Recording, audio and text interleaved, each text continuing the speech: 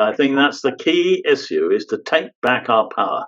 We have the power all the time, every one of us, to stop giving our consent to what's going on. Every time you pay tax, you give your tacit consent to how the money will be spent by the government. So stop paying it. And now we have a method of ensuring that you can do that entirely lawfully.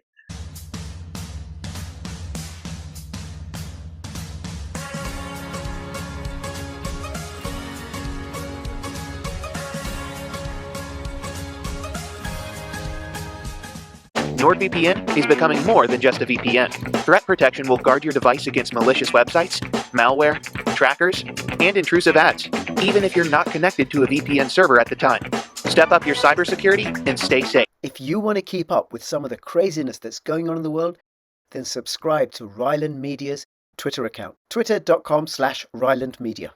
This video is an extract from a much longer interview with Chris Coverdale. In this video, all I'm dealing with are the mechanics of how we can legally not pay any taxes in the UK as a protest against the increasing authoritarianism and also as a protest against 15-minute cities, LTNs and ULEZ. Please share this video, please spread the word, and please comment in the description below.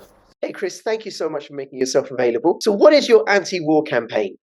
One of the things I had discovered in relation to the laws of war was that we had signed up to the UN Charter in 1945, and now there are 195 nations, have agreed never to threaten or use force and to settle all disputes peacefully. Those are the primary agreements of the UN Charter. Britain, of course, just doesn't agree with any of it and doesn't uphold any of the laws that we have agreed with the rest of the world. Article 2 is and the UK is a signatory of the UN Charter, says that it's against international law to threaten war against a nation and that all disputes should be settled peacefully. And there are two laws which say that for the first time in history, it is a criminal offence to pay tax, knowing that some of the money will be used for a criminal purpose. You are committing a crime of aiding and abetting genocide and so on. So fundamentally, we have to stop paying it. And I thought, well, we've got to use the same system they use against us, against them. The top 10,000, 50,000 people in this country, they hide their money overseas in tax havens in trusts. They put them in trust. So when you put something in trust, it doesn't belong to you anymore. And if you put it in trust in the Netherlands, Antilles, or the Cayman Islands, or wherever it is, the government can't get at it and you don't have to pay tax. So I thought, well, we can use the same system of putting our taxes in trust in this country on condition that none of the money will be used for criminal purposes, in particular war crimes, crimes against humanity, genocide, warfare, medical genocides, whatever it is. So I started to do that in 2016, and since then they haven't come after me because they don't know what to do. I think that's the key issue, is to take back our power. We have the power all the time, every one of us, to stop giving our consent to what's going on. Every time you pay tax, you give your tacit consent to how the money will be spent by the government. So stop paying it. And now we have a method of ensuring that you can do that entirely lawfully. And so basically, I'll just read this out. It's a 4-page document which goes into the detail of setting up a personal trust related to your tax. It's called a Declaration of Sovereignty and Deed of Discretionary, Revocable, Conditional Trust and Withdrawal of Consent to Illegal or Mandatory Taxation in the World. And you can set up your own trust. It's very simple. You sign one of these bits of paper and it says, okay, I'm putting my council tax into trust. So I'll pay £2,000, whatever it is, council tax. I put it in trust, but it's on condition that you meet my conditions. And if you meet my conditions, you can have the money and my trustee will hand it over to you. If you don't meet the conditions, it's a revocable trust. And if you don't meet the conditions by the last day of the financial year, then this is revoked and the money comes back to goes to the secondary beneficiary. And the secondary beneficiary is you. So basically, you as settler put money in trust and then you as trustee look after that money, and you as trustee have to implement the conditions of the trust, and if they're not met, then it goes to the secondary beneficiary back to you as the settler. If they are met, then of course you have to pay the government. So we need to put tough conditions on, and the ones that, this is a document, I'm very happy to hand it over to you if you can get your people to download it and sign it and so on. It's a very simple process. Paragraph 8 has 4 conditions.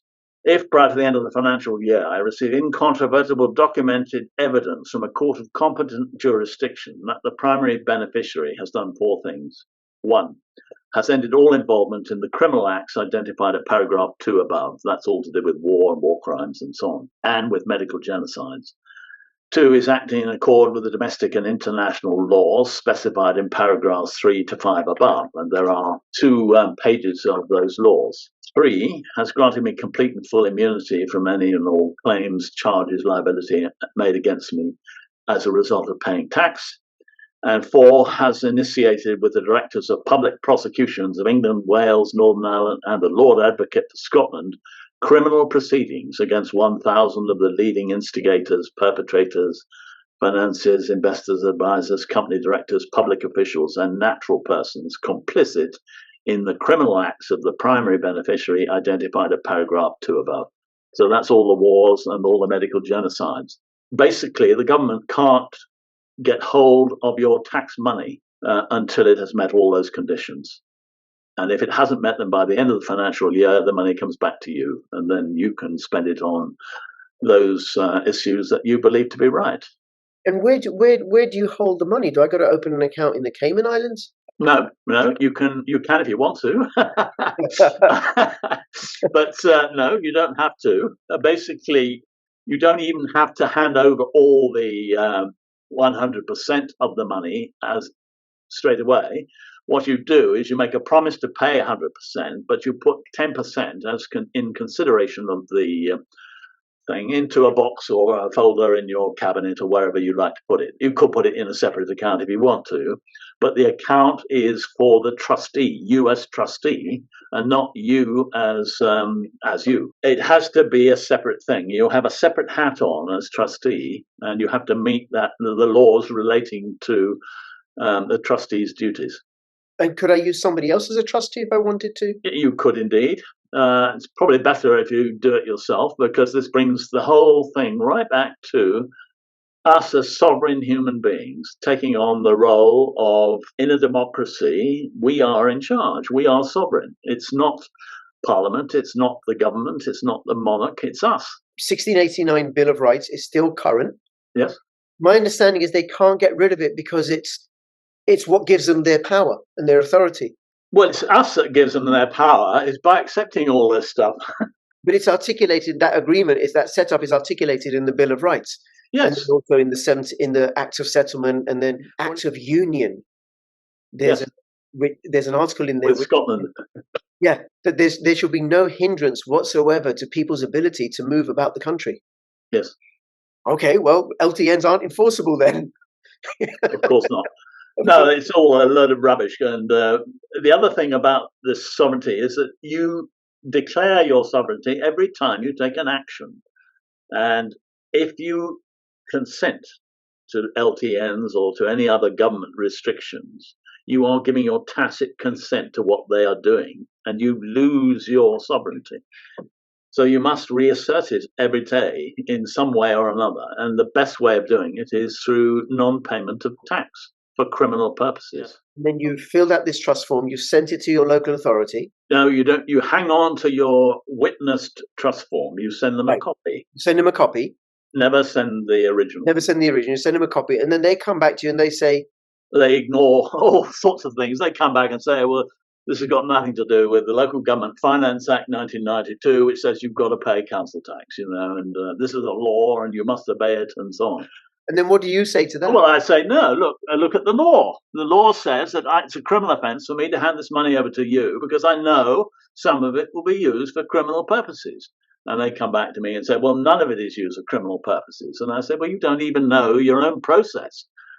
when I pay the money to the council, that account of the council is owned by the government. It's not yours as councillors. It goes into, along with about maybe 3,000 other accounts, is the total amount of money that's called the consolidated fund.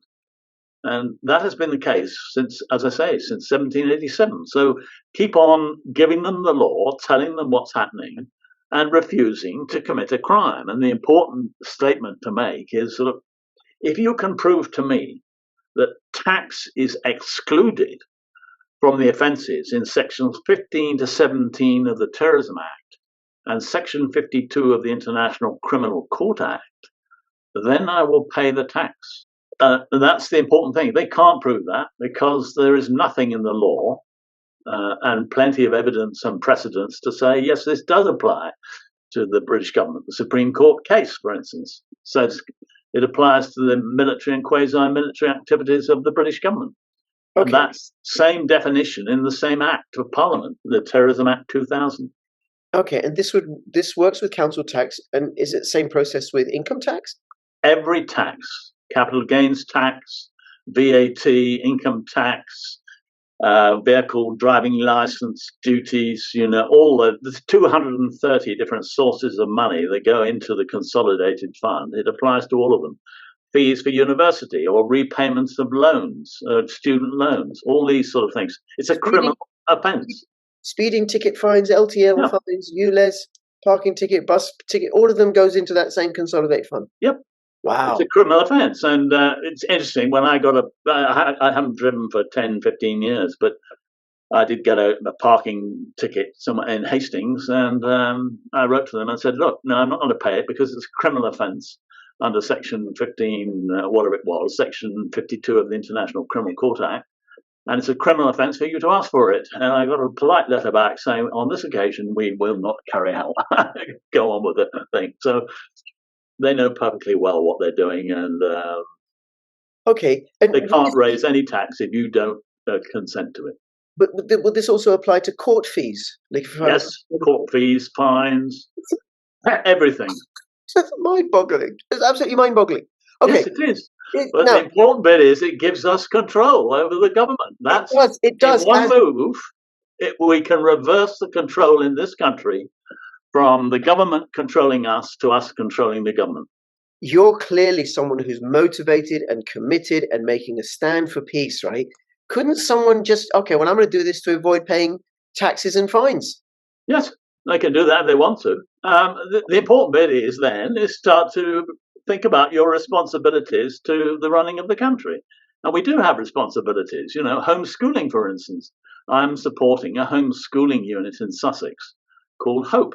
I put some money into that to make sure that I'm starting to show that I'm not just refusing it in order to make money for me, but I actually want to contribute to a better world and none of the crap that's going on and imposed on us. Is there a guide that you have? I've got a few notes. Do you have a website? But I'm right at the moment trying to get another one set up, and an organisation called the Taxpayers Cooperative, so that we can work together to all together really start to do this effectively. And we'll have the forms and everything else up on there, including a short guide to how to fill it in, examples of the actual deed that you can just download and look through.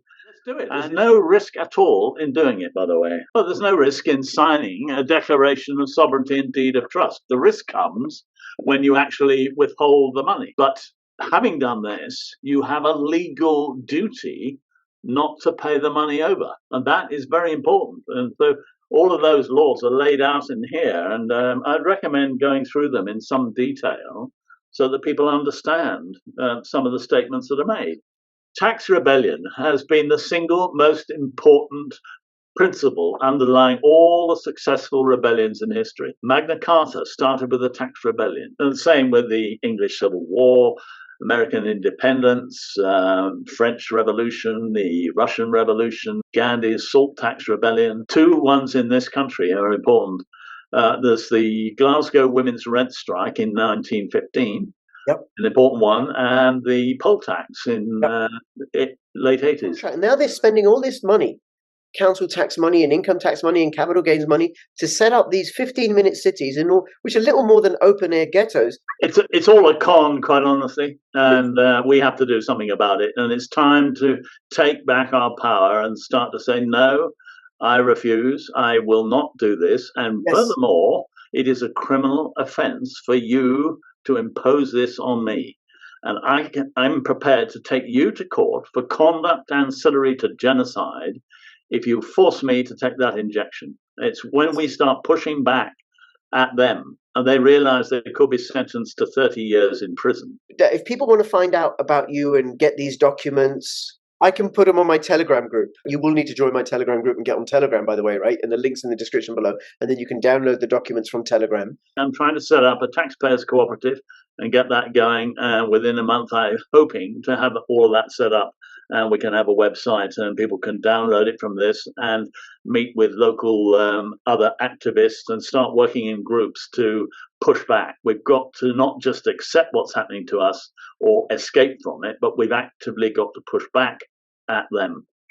Chris, it's been an absolute revelation and a joy and a delight. And thank you so much. I really, really appreciate you taking the time out and look forward to having you back on my channel, okay? Anybody, if you have any comments or questions, put them in the description below.